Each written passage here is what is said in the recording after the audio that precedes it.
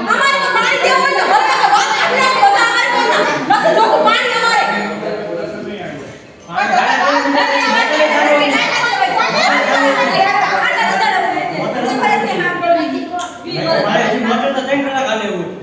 અમે વારે વારે પાણીની દાડી કરી અમારે પાણી આવતું જ નથી 9 વારેથી તો ઠામ કોઈ ના આવતું અને હોલંકી સાહેબને ફોન કરી ઓલા સાહેબને ફોન કરી બધા એમ કે હમણાં અડધી કલાકમાં પાણી ખોલશું પછી પાણી આવતું જ નથી અમને પાણીના પીવાનું પાણી બાટલીને આવી ગઈ ત્યારબાદ આવી ગઈ પાણી પીવાના આ કયા વિસ્તારનો પ્રશ્ન છે તમારે? શ્રીજીનગર વાયર કૃષ્ણનગર સોસાયટી કહેવાય તમારી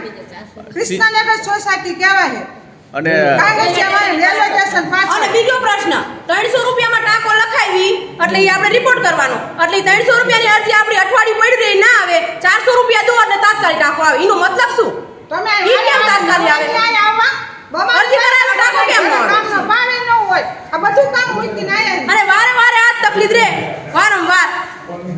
એક દિને એક દી પાણી ખોલે એટલે અમારે ફોન કરવાનો રહે કે સાહેબ પાણી ન આવ્યું સાહેબ પાણી ન આવ્યું એટલે શું અમે ઘડીએ ઘડીએ ફોન કરવાનો હોય અને હવે પાણી નહીં આમ તો અમે રોડ બંધ કરી દઈશું બધા નીકળતા બંધ કરી દઈશું રોડ ઉપર જઈ જઈશું શ્રીજીનગરમાં આંદોલન કર્યું કલેક્ટર આયા કલેક્ટર આવીને બધે જોઈ ગયા બધાનો પ્રોબ્લેમ સોલ્વ થઈ ગયો અમારો માંગીસા વિસ્તારનો પ્રોબ્લેમ સોલ્વ જ ન થયો આ વારે વારે સાહેબો આયા